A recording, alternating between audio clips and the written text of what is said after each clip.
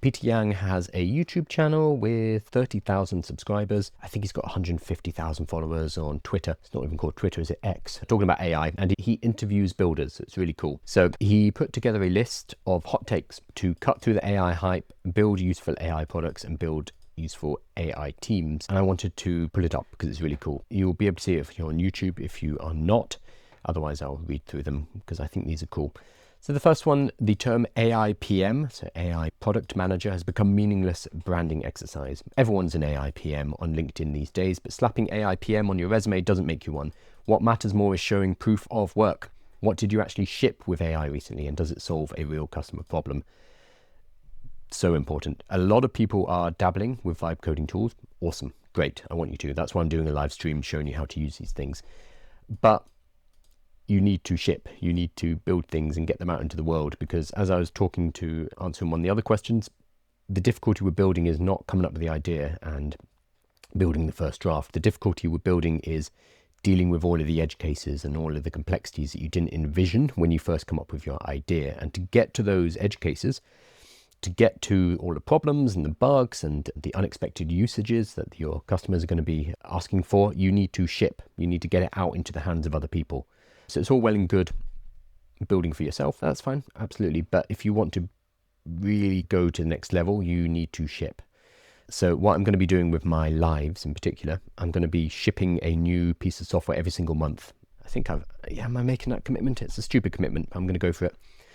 And I'd love to have other people build alongside me. So we do it like a monthly sprint hackathon where we all build for 30 days and try and launch it. And I also have an audience of, I want to say, about 250,000 people. So if you build alongside me, I can help get you some awareness as well, so that we can go from being a wannabe builder to actually shipping something and then having to deal with the difficulties that brings up. Second, any influencer who posts X is dead should go on your block list. I've blocked at least a dozen engagement farmers who post nonsense like this changes everything or rip ChatGPT. Ignore these people and follow folks who are building and sharing real lessons instead. Yes, Twitter is particularly bad for this. Instagram to a certain extent as well. And LinkedIn is a bit of a cesspit where what's the most recent example? Nano Banana, for example, came out from Google. And everybody was saying rip Midjourney and this changes everything, and advertising brand managers are no longer needed. Nano Banana changed everything. Like, it's all clickbait hype, and in a month or two we're going to have something even better. That's what's exciting about AI, is that there is constant progress, and no single one of these products, no single one of these launches is necessarily that important. Yeah, sure, by all means try them out, play around with them, but there is too much for you to worry about on a daily basis. I do this fairly full time and I cannot try everything. It is not feasible. I will talk to people and they'll be like, oh, have you tried Bunglebuzz, the new AI? And I'm like, no, I've never heard of it. Because there's so much out there. So it's fine to kind of step back and take a broader picture of it. There are going to be important announcements like GPT-5, for example. That's a big important one. But the week-to-week tiny improvements and the week-to-week additional tools, you don't need to worry too much. Just know that everything is moving in the right direction and everything is getting better all the time.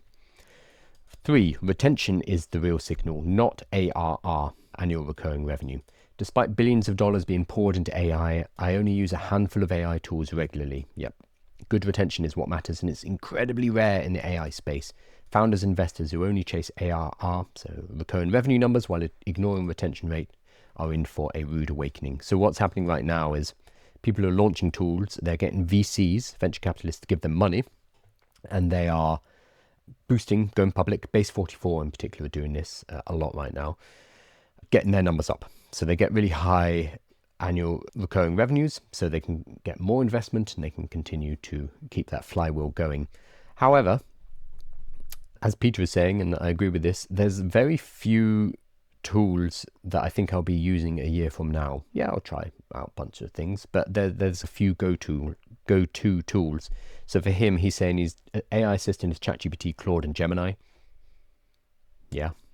AI meetings, Granola. Yeah, fair. And Zoom's getting better at this, which is bad news for Granola. AI coding, Replete, Cursor, and Claude Code. Cool. AI prototyping, Bolt, Lovable, Figma, VO. AI voice dictation, Super Whisper and Flow. I might add 11 Labs in here somewhere, and AI workflow and agent Zapier Make and N88. Yep, that's kind of it. The ones I use on a day-to-day basis are ChatGPT, Claude, Gemini, sometimes Cursor, yes, Claude Code, yes, Lovable, yes, Bolt, I used to, but now I use Lovable, and I use Zapier Make and N88. So this is my go-to list as well. So that's, what's that, 10 tools? Less? You could even do with less. So the fact that there are several hundred new tools coming out every single week tells you most of them aren't making it. Number oh, he's labeled them wrong. I'll have to tell him. Number 4, reading and understanding code matters more than ever. Despite what I want to believe, I simply cannot vibe code anything as good as a real engineer. This is Peter saying it, and yes, 100%. AI can help with writing code, but understanding how software actually works remains essential. Yes. I asked my audience, if you had to teach a busy person to become technical fast, how would you do it today? And here's the reply. Oh, I love this. This is going in the newsletter. 1, pick a domain in which you want to build something, a project or a goal-based, to give you project goal-based learning. 2, pick a dead simple tech stack. Okay, this is already getting a bit technical, but basically this is your choice of tools, what you're going to use to build it, which hides as much complexity until you're ready for it, e.g. Python plus HTML, CSS, JavaScript. Light can get you very far. Start building the project using Claude Code Learning Mode. A fantastic teacher will not do all the work for you and leave to-do placeholders for you to fill in. So you can do this with any vibe coding tool, but Claude Code specifically has a mode where it doesn't do all the work for you and it nudges you, hey, you need to learn, which is really cool. 4, find a friend who's technical, who you can talk to / practice some classical computer science exercises by hand. ChatGPT can write a few for you. Don't spend too much time here if your goal is to be technical, but majorly AI augmented. I think this, along with a deep passion, the rabbit hole with ChatGPT can get you very far. It's always been true. The best way to learn any skill is to fail, see your mistakes in practice, doing with AI help. And doing this with AI help beats any reading that you can do. And I agree with this so much. Learning to program before was either doing a course or picking up one of those big, thick textbooks. Both of them will start with explaining what variables are, what functions are, how to set up a dictionary, etc. Like very important stuff, the building blocks, but it's very dry.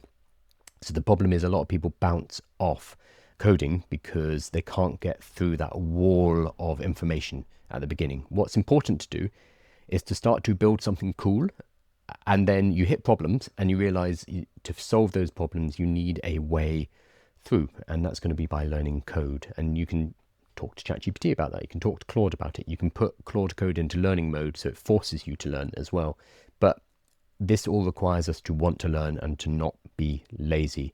AI is a tool and we can choose how to use it. So we can use it to be very lazy, but that's going to stunt our learning moving forward, or we can use it to implement, to build something cool, and along the way to learn something, which is 100% the way to do it. I'm actually going to save the rest of these for another live because these are awesome. I'm going to put the link to the 15 hot takes inside of my newsletter today, so that is free, link in the bio. So the newsletter for today will come out tomorrow and it will have a summary of everything I've discussed plus additional resources like this, so you can go and investigate them on your own.